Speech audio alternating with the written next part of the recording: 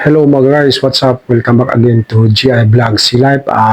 Today's videos mga guys, no, share ko sa inyo yung pag-walking ko doon sa Sky Garden Village ng mga nakarang araw mga guys. And yeah, mga guys, si GI Vlog pala ay nasa bakasyon ngayon. So, I just want to share my experience yung pagpasyal ko doon sa pag-walking ko doon sa Sky Garden mga guys. Sa Sky Garden Village dito sa Palumpon Leyte mga guys. So, halina guys, samahan niyo ako. And dito mga guys, approach na tayo ng Barangay Tambis, Palumpon Leyte mga guys, heading to Sky Garden Village. So ayan mga guys, this portion, itong area na ito mga guys, is Barangay Tambis, Barangay Tambis, Palumpon Leyte. So we are heading to Sky Garden Village mga guys. And ayan mga guys,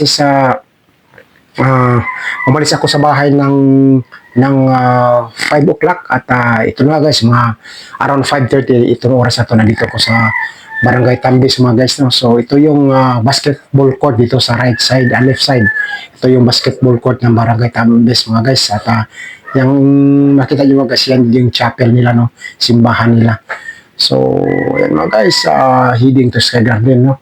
So from my home pala mga guys, going to Sky Garden is more or less na sa mga 10 kilometers siguro mga guys, ano. So it means mga guys, no, pagpapunta ko doon is 10, pagpabalik 10. So like mga 20 kilometers ang nilalakad ko mga guys, no. Hindi naman araw-araw mga guys, no, pag siguro sa mga isang linggo, like mga 4 times, 4 times akong pupunta dyan mga guys, dahil yung ibang araw nilalaan ko rin sa pagbabike mga guys, nagbabike din ako. So ayan mga guys, pero yung pag nagbabike ko mga guys, ang pupuntahan ko hindi dyan kasi matarik, hindi kaya ng bike. Doon ako iikot sa bayan ako pupunta mga guys, to like 7 kilometers din mula dito sa barangay namin. And ayan mga guys, no, nakarating na tayo ng Tambis Elementary School mga guys, no. Yan yung Tambis Elementary School. At yung mga daanan natin, yun yung basketball court ng Barangay Tambis mga guys, no. At ayun mga guys, sa unahan lang, ito naman dito na portion mga guys is Sitio Bayog, sakop ng Barangay Tambis mga guys, no. So napakaganda na lugar mga guys, no? Napakatahimik mga guys.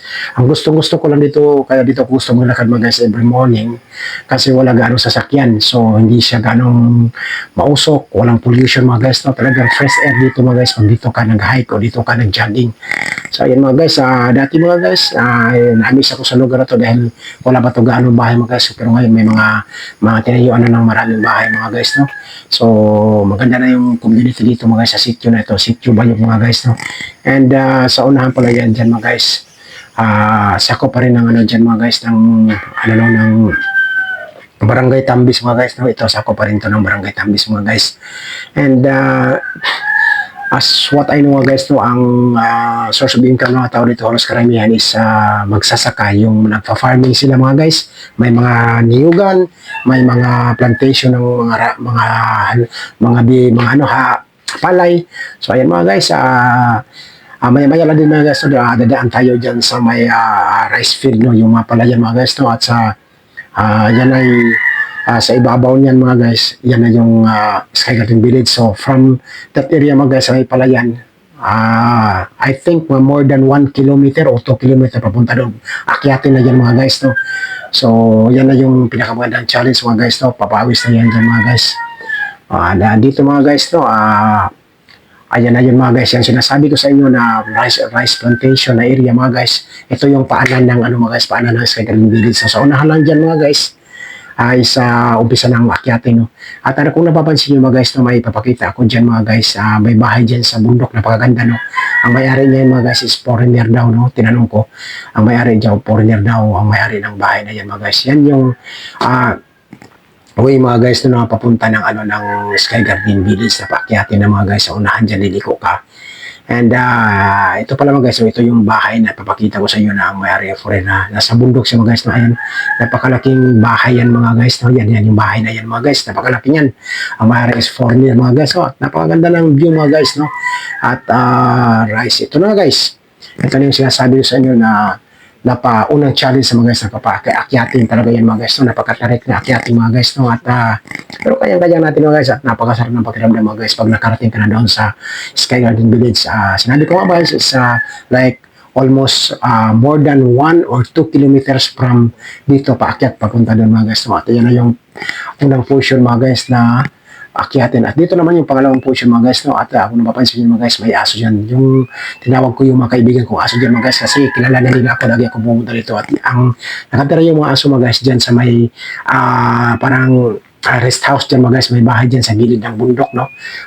Mayroon dyang malaking bahay, no? Rest house. Ano yan, yung mga aso mga guys, so dyan sila nakatira, no? So, pag tinawag ko na yan mga guys, pupunta yan sila mga sinisipulan ko yan, natakbuhan ng mga guys, no? Maya-maya guys, marami yan sila. So, yung isa yung guys, yung nakaputi na yan, yun lagi sumasama sa akin pag-akyat. Tapos, ihati din niya ako sa pinakababa mga guys, so uwi na siya. So, at minsan mga guys, pag may dala akong pagkain, binibigyan ko sila ng pandesal, no? At yan mga guys, yan yung, ano yan. Ang may-ari ng parang rest house yan mga guys, yung nagbabantay, hindi may-ari, yung katiwala is kakilala ko rin, kaya walang problema mga guys, no? Tahimik, no? Dito, napakaganda mga guys, napakalamig na lugar, at napakaganda mga tanawin mga guys, no? At napakatarik na lugar, no? At napakasarap ng pakiramdam mga guys, no? Yung sunod na ipakita ko sa inyo mga guys, yan yung second portion na pinaka mataas mga guys. Ito mga guys, ito yung palusong niya mga guys. And finally mga guys, no, nakarating na tayo dito sa Sky Garden Village mga guys. Ito yung view ng Sky Garden Village early in the morning mga guys. And time check mga guys is 7:30 in the morning.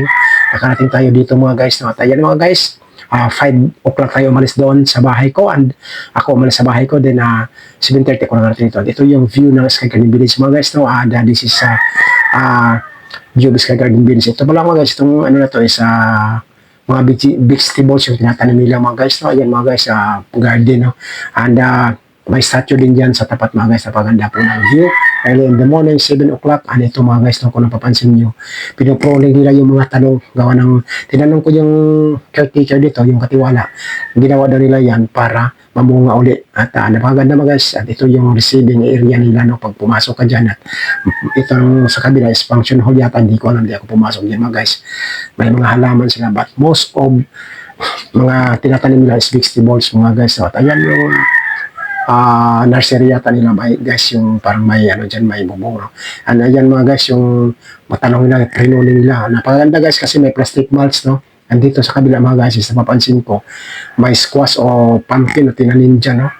Kalabasa. Tinanong ko si yung caretaker is more than 100 na puno yung tinanim, napakarami dyan guys, yung mga dinagyan din nila ng plastic mulch mga guys, no? So, and mga guys, at mayroon ding ampalaya, mayroong upo, napakarami po nila ng tanim mga guys, at napaganda po ng view dito mga guys, napaka-green, napaganda sa mata ng mga guys, no? Ayan mga guys, yung talong pinuputulan para mamunga uli, at napaganda dahil mayroong plastic mulch, no? So bago lang nila pinutulan daw yung mga guys. And dito naman mga guys, no, ayan pa rin, may nag-harvest, may nakita ko nag-harvest ng mga vegetables mga guys, no?